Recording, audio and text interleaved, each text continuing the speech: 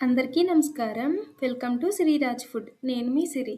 ఈరోజు మన వీడియోలో సరికొత్తగా మంచి బ్రేక్‌ఫాస్ట్ రెసిపీ అయితే తయారు చేద్దాం. బ్రేక్‌ఫాస్ట్ అనే కాదు డిన్నర్‌లోకి కూడా చాలా చాలా బావుంటుంది. పిల్లలు కూడా ఇష్టంగా తింటారు. ఈ వీడియో మీకు నచ్చితే తప్పకుండా like, share and subscribe friends.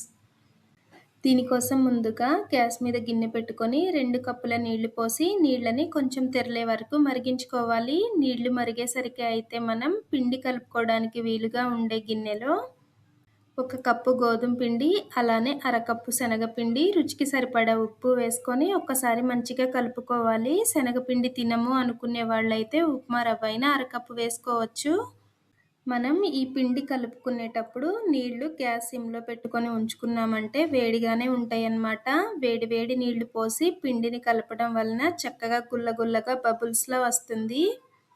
కప్పున్నర పిండికి 2 కప్పుల నీళ్లు కరెక్ట్‌గా సరిపోతాయి. ఈ నీళ్లు కొద్ది కొద్దిగా వేసుకుంటూ మన వీడియోలో చూపించిన విధంగా పిండిని కలుపుకోవాలి.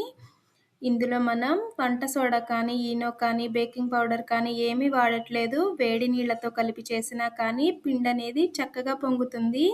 మన ఛానల్లో ఇంకా ఈజీగా చేసే రెసిపీస్ చాలా ఉన్నాయి. స్వీట్స్, స్నాక్స్ సరికొత్తగా చేసేవి ఉన్నాయి. కుదిరితే ఒక్కసారి చూడండి. వీడియోస్ మీకు నచ్చితే తప్పకుండా సబ్స్క్రైబ్ చేయండి. ఇలా కలుపుకున్న పిండినైతే వేడిగా ఉన్నప్పుడే మూత పెట్టి పక్కన పెట్టేద్దాం.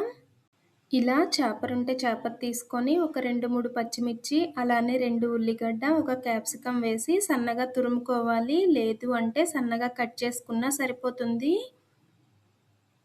ఉల్లిగడ్డ, పచ్చిమిర్చి, క్యాప్సికం అనేవి ఇలా సన్నగా నలిగిన తరువాత ఇందులోకి ఒక టమాటా, కొంచెం కొత్తిమీర వేసుకొని ఇంకొకసారి సన్నగా తురుముకోవాలి. ఇవన్నీ కాదు, మన ఇంట్లో ఏ కూరగాయలున్నా వాటిని సన్నగా కట్ చేసుకొని వేసుకోవచ్చు. వీటిని మనం ముందు తయారు చేసి పెట్టుకున్న పిండిలో వేసి ఒక క్యారెట్ తురుము, అలానే కొంచెం పాలకూరను వేసుకొని ఒకసారి మంచిగా కలుపుకోవాలి. నీళ్లు సరిపోక పిండి మరీ గట్టిగా ఉంది అనుకుంటే ఒక 2 స్పూన్ల నీళ్లు వేసుకొని కలుపుకోవచ్చు. మనం ఈ రెసిపీ చేయడానికి పప్పులేమీ నానబెట్టాల్సిన అవసరం లేదు. హడావిడి ఏం లేకుండా పొద్దున్నే కూరగాయలు, కప్పు గోధుమ పిండి ఉంటే చాలు. మంచిగా బ్రేక్‌ఫాస్ట్‌లోకైనా, డిన్నర్‌లోకైనా ఈజీగా అప్పటికప్పుడే చేసుకోవచ్చు.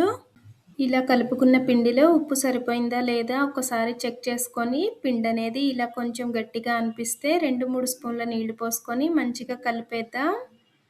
పిండిని ఇలా ఎక్కువసేపు కలుపుతూ ఉన్నామంటే మనం ఇందులో వంట సోడా కానీ, ఈనో కానీ ఏమీ వేయలేదు కదా. కలుపుతుంటేనే బబుల్స్‌లా వస్తుందన్నమాట.